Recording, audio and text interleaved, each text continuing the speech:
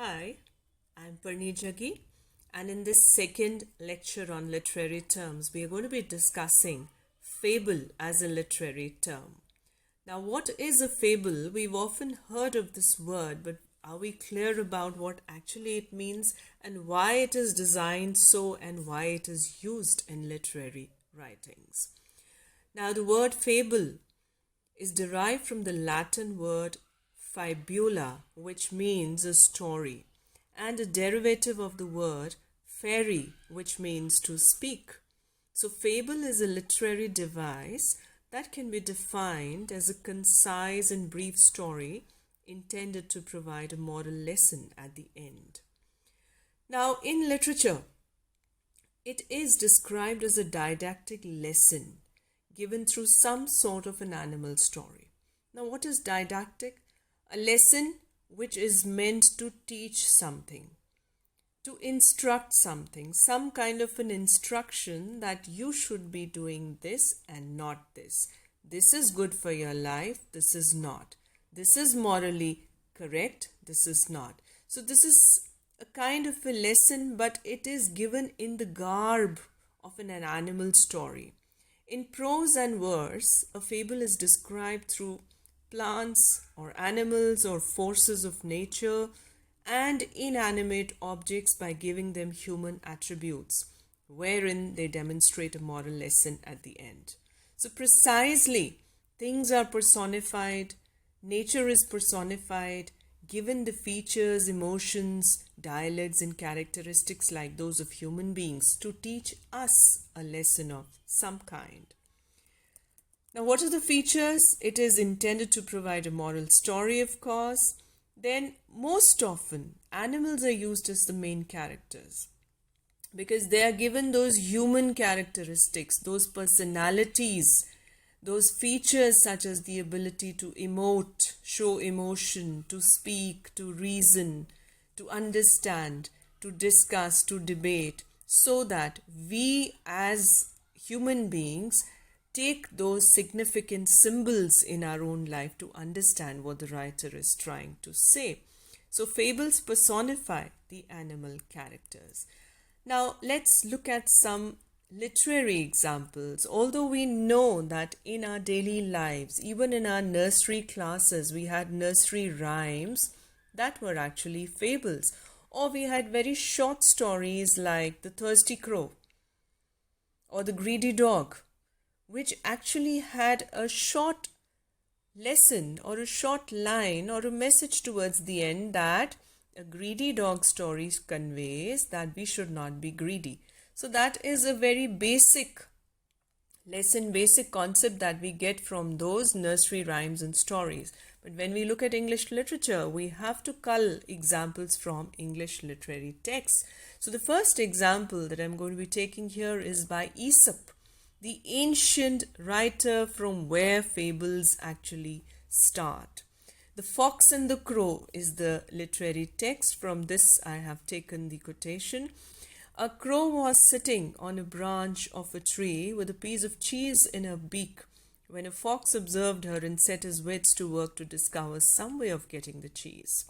Coming and standing under the tree, he looked up and said, "What a noble bird I see above me. Her beauty is without equal."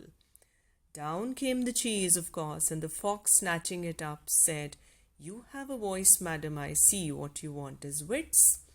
So we have often heard of this story that do not open your mouth. Now, Aesop actually is the most notable author of famous examples of fable, and we know him also as the first famous fable writer.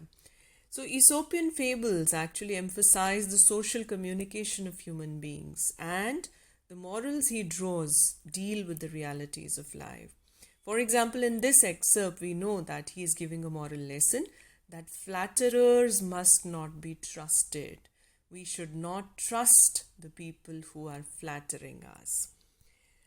Now, the second most important example that I have in mind is that of the text Animal Farm by George Orwell.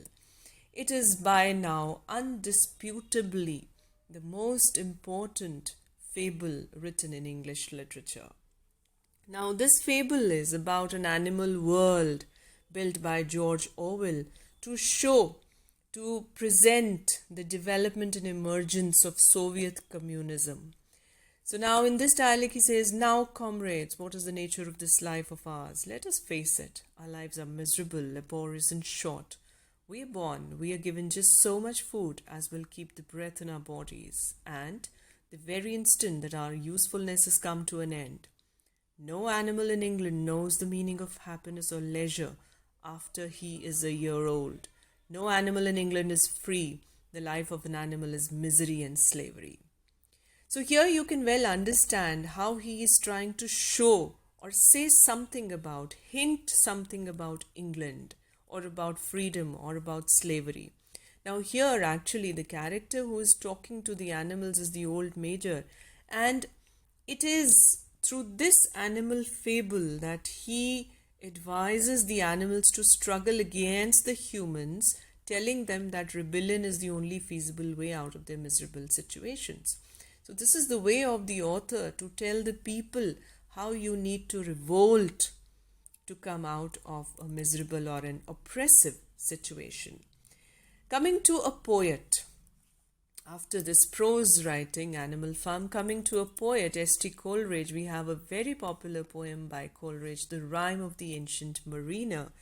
Now here a bird has been killed, and this killing of the bird is a sin actually, and how it is presented through a fable.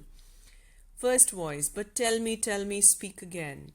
Thy soft response renewing, what makes that ship drive on so fast? What is the ocean doing?" Second voice, "Still as a slave before his lord, the ocean hath no blast. Up to the moon is cast. See, see, I cried, she tacks no more. Without a breeze, without a tide, she steadies with upright kneel."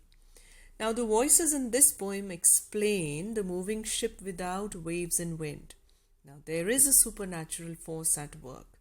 This literary piece is one of the well-written fable examples that actually talk about redemption, penance, sin, and the killing of the bird here symbolizes the original sin. Similarly, we have example of Gulliver's Travels by Jonathan Swift, and coming to the function of the fable, the purpose of writing fables is actually to convey a moral lesson, and we have been reading and listening to moral stories throughout our childhood, throughout our youth, and so does literature do the same thing. Fables also give us a chance to laugh. Laugh at what? Laugh at the follies, laugh at the foolishness of human beings. And they can also be employed for the objective of satire and criticism, which is a little harsher than ironical laughter. They are helpful in teaching children good lessons based on examples. However, in literature, if we talk about serious literature, about English literature, fables are used for didactic purposes at a much, much broader level. So this was the illustrated understanding discussion of the term fable, which is actually a very easy term, but when we look at it from the perspective of literature, we have to take the support of literary writings. So I hope you liked it. We will move on to the next literary terms that support drama, are the elements of drama, in the coming videos. Stay tuned. Thank you for now.